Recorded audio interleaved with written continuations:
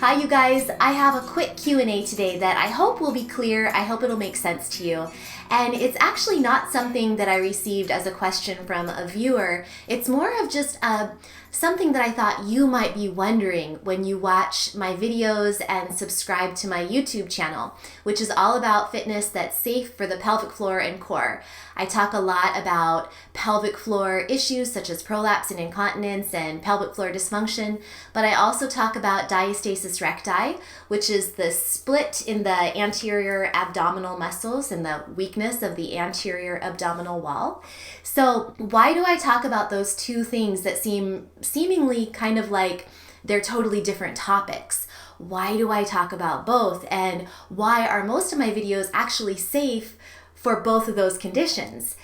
So the reason why is that, first of all, many women suffer from both of these conditions.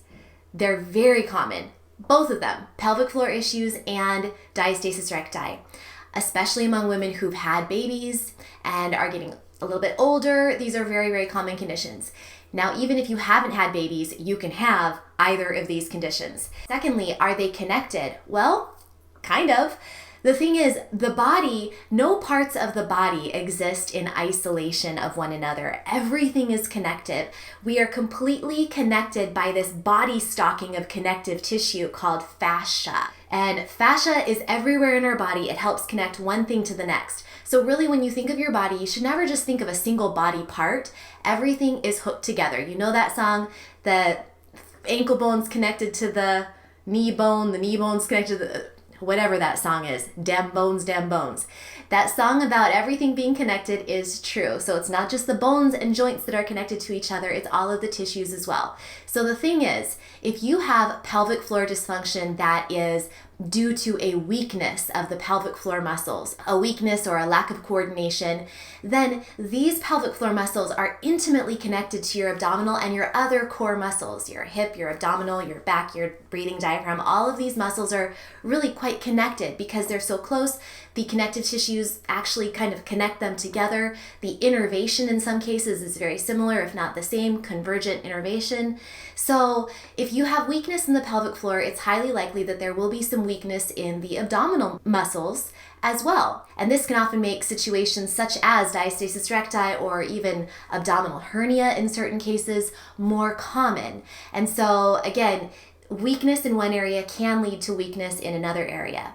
Now, in kind of a different vein, hyperactivity or tension in one area, such as the pelvic floor, which is actually quite common to have excessive tension in the pelvic floor muscles, can lead potentially to weakness and a lack of coordination in the abdominal muscles as well, which can also lead to conditions such as diastasis recti or, again, even abdominal hernia.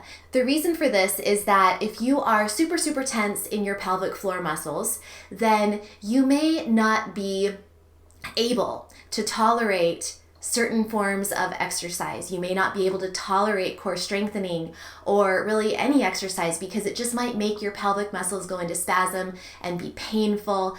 And so if that's going on, it's going to be hard to do any type of strengthening for the core region unless it's very specifically tailored to your needs.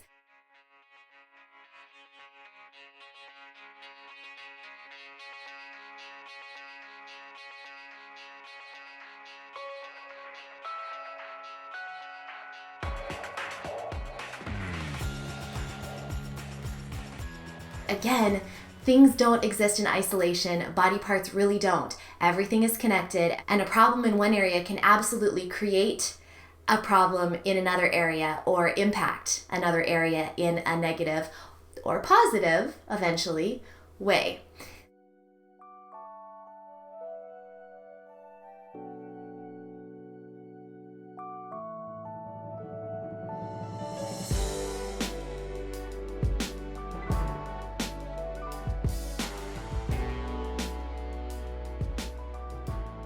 So I hope that that makes sense, and if I can do anything to explain it further or explain it better, let me know in the comments. I'll try my best to clarify, but just know that we're completely connected head to toe, and it's really important to strengthen your entire body don't fear movement. Movement is a beautiful thing, and just know that the exercises on this YouTube channel, all of the videos that were made in 2017 and beyond, are really focused on providing safe and effective core and pelvic floor fitness options that will be generally good for most people, even if you have diastasis recti or pelvic floor dysfunction or both.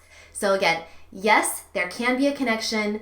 Yes, you're pretty darn sure to be safe with exercises on my channel. And if you have any questions, contact a pelvic floor physical therapist or women's health physical therapist in your area for your specific needs.